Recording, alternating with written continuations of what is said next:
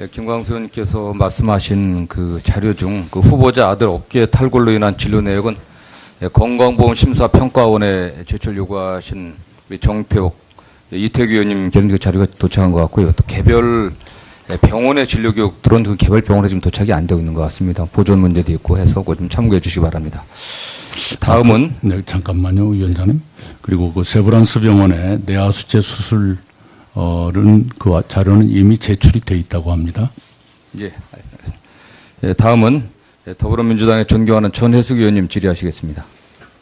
예, 서울 광진갑 국회의원 전혜숙입니다. 지금 우리나라 국민들은 굉장히 불안해하고 있습니다.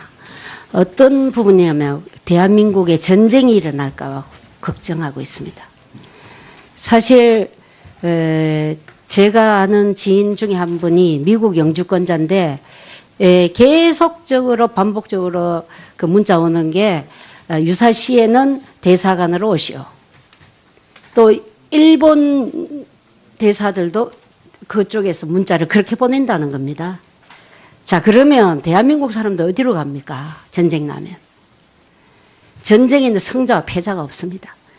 대한민국이 6.25 동란이 일어나고 나서 패전국이던 일본이 대한민국으로 인해서 그 패전을 경제 회복을 했습니다.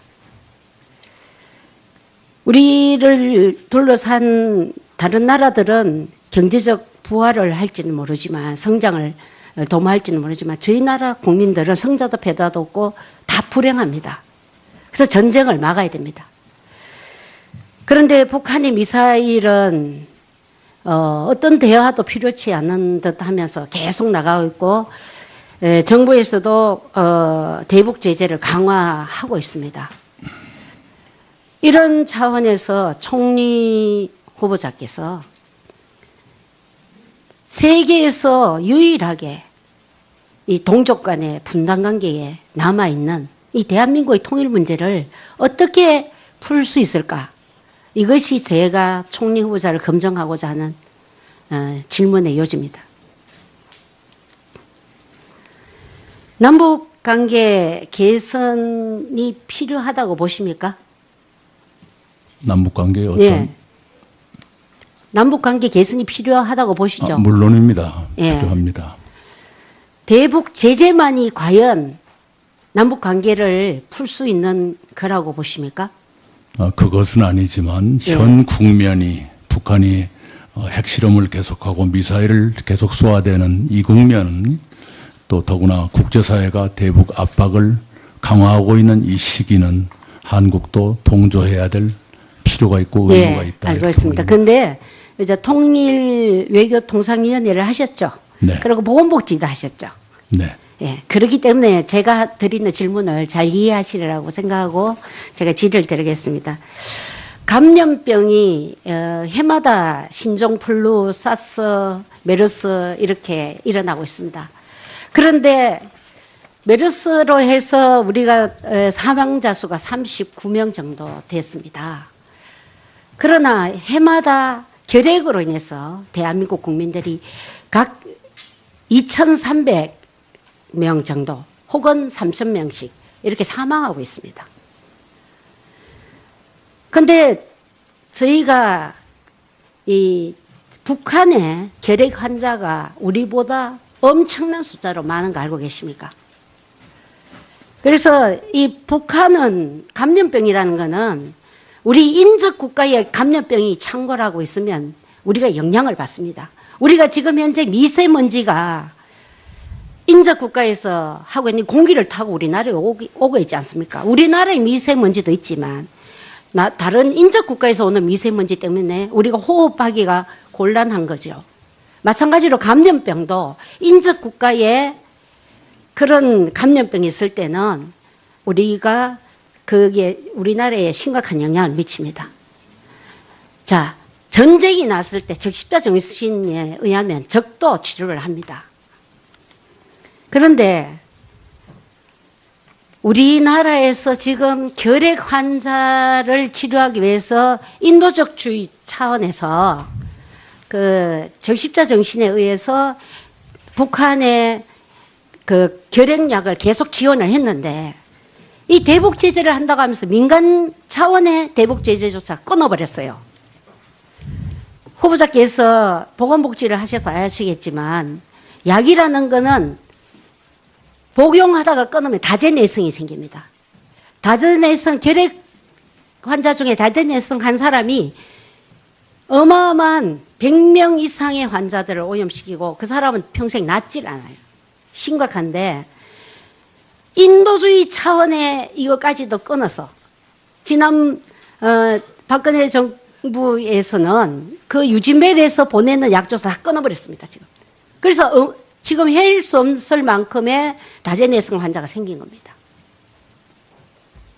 거기에 지금 사망자 수가 15,000명 연 이상이 된다고 추정하고 있습니다. 지금. 인도주의적 차원에서 이 통일부가 계속 막고 있는 거예요. 이거 열어줘야 되지 않겠습니까? 예, 최근에 이런 일이 있었습니다. 아이스하키였던가요? 우리 한국에서 있었던 그 국제 경기에 북한 측에서 왔고요. 또 평양에서 있었던 여자 축구 시합에 우리 한국 선수단이 갔습니다. 이렇게 군사적인 긴장이 고조된 시기에도 스포츠 교류가 계속됐고 평창 동계올림픽에 북한이 참가할 것인가라는 기자의 질문에 북한 IOC 장웅 위원은 네. 못 참가할 이유가 없다 이렇게 답을 했습니다. 최근에 말라리아 지원인가 네. 지금 시도되고 있죠.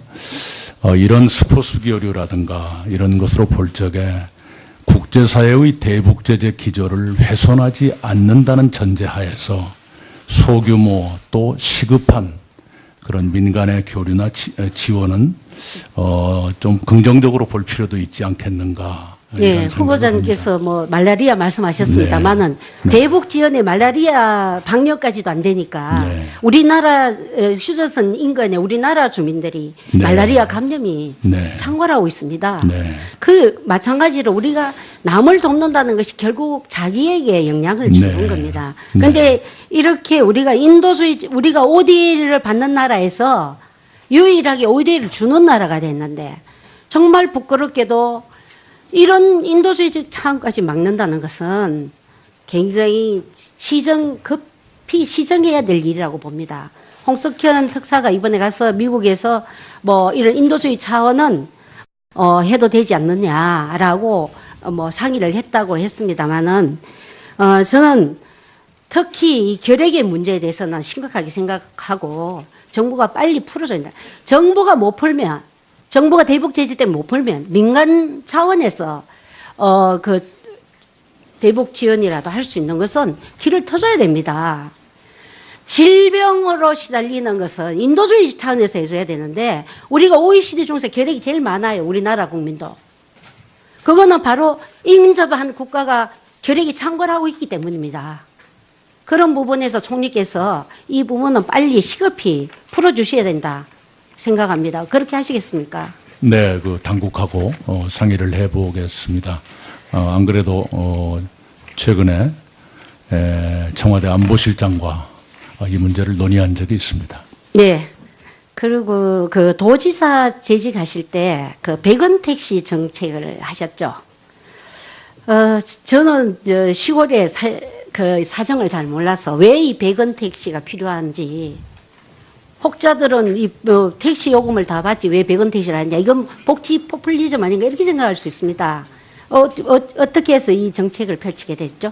예, 제가 14년 도지사 선거를 준비하면서 국내외에 좋은 정책이 없는가 쭉 스크린을 하면서 봤더니 충청남도 아산시에서 이 100원 택시를 하고 있었습니다. 그래서 이렇게 보니까 해볼 만하고 도 차원으로 확대해도 될 것 같다는 결론을 얻었습니다. 이게 뭐냐 그러면 버스가 들어가지 않는 벽지 오지마을의 주민이 밖으로 나갈 적에는 택시를 부르면 본인은 100원만 부담하고 맨 처음에 할 때는 가장 가까운 버스 정류장까지 모셔드리는 그런 제도였습니다.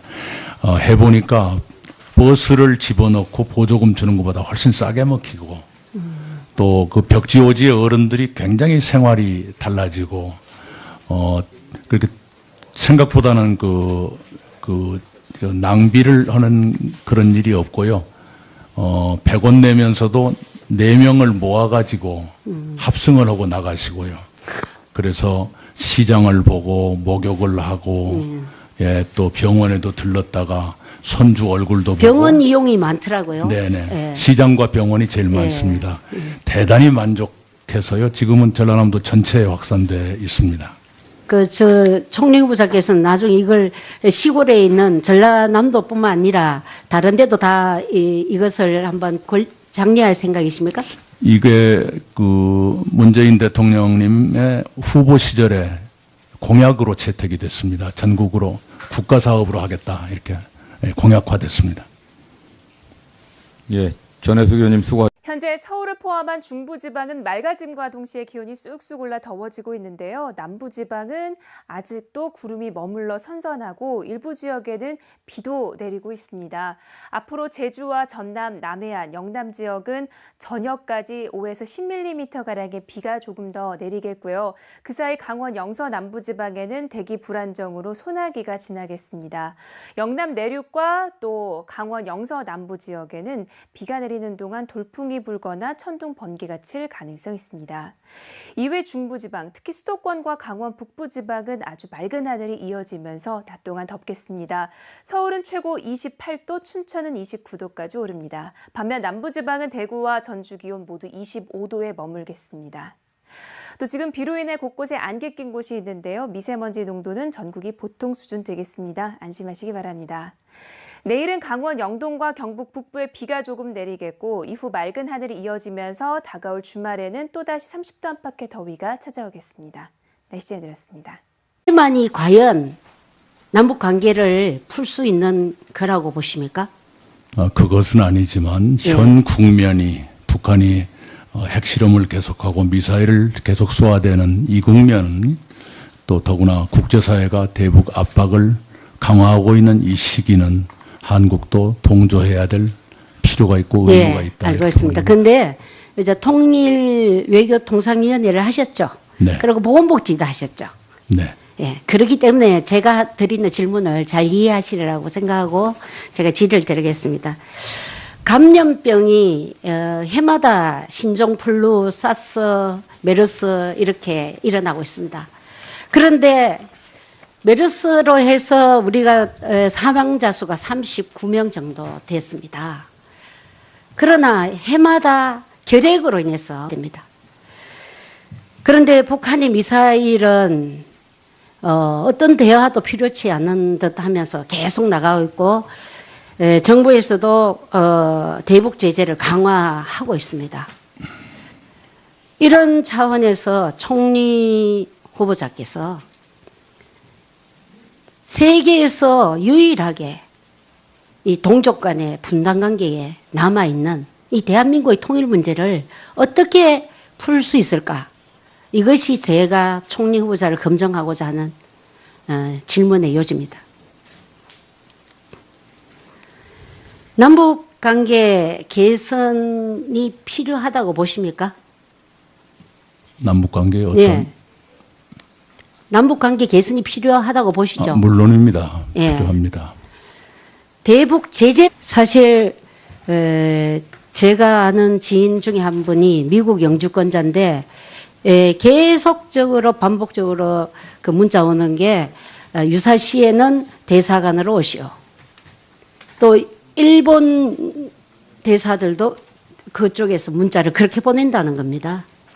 자, 그러면 대한민국 사람들 어디로 갑니까? 전쟁 나면. 전쟁에는 승자와 패자가 없습니다. 대한민국이 6.25 동란이 일어나고 나서 패전국이던 일본이 대한민국으로 인해서 그 패전을 경제 회복을 했습니다. 우리를 둘러싼 다른 나라들은 경제적 부활을 할지는 모르지만 성장을 도모할지는 모르지만 저희 나라 국민들은 성자도 패자도 없고 다 불행합니다. 그래서 전쟁을 막아야 대한민국 국민들이 각 2,300명 정도 혹은 3,000명씩 이렇게 사망하고 있습니다. 근데 저희가 이 북한의 결핵 환자가 우리보다 엄청난 숫자로 많은 거 알고 계십니까? 그래서 이 북한은 감염병이라는 거는 우리 인접 국가에 감염병이 창궐하고 있으면 우리가 영향을 받습니다. 우리가 지금 현재 미세먼지가 인접 국가에서 하고 있는 공기를 타고 우리나라에 오고 있지 않습니까? 우리나라의 미세먼지도 있지만 다른 인접 국가에서 오는 미세먼지 때문에 우리가 호흡하기가 곤란한 거죠. 마찬가지로 감염병도 인접 국가에 그런 감염병이 있을 때는 우리가 김광수 의원님께서 말씀하신 그 자료 중 그 후보자 아들 어깨 탈골로 인한 진료 내역은 건강보험심사평가원에 제출 요구하신 우리 정태욱, 이태규 의원님 계엄 그 자료가 도착한 것 같고요. 또 개별 병원의 진료 교육 들어온 그 개별 병원에 지금 도착이 안 되고 있는 것 같습니다. 보존 문제도 있고 해서 그거 좀 참고해 주시기 바랍니다. 다음은 네, 잠깐만요, 위원장님. 그리고 그 세브란스 병원의 뇌하수체 수술은 그 자료는 이미 제출이 돼 있다고 합니다. 다음은 더불어민주당의 존경하는 전혜숙 의원님 질의하시겠습니다. 예, 서울 광진갑 국회의원 전혜숙입니다. 지금 우리나라 국민들은 굉장히 불안해하고 있습니다. 어떤 부분이냐면 대한민국에 전쟁이 일어날까 봐 걱정하고 있습니다.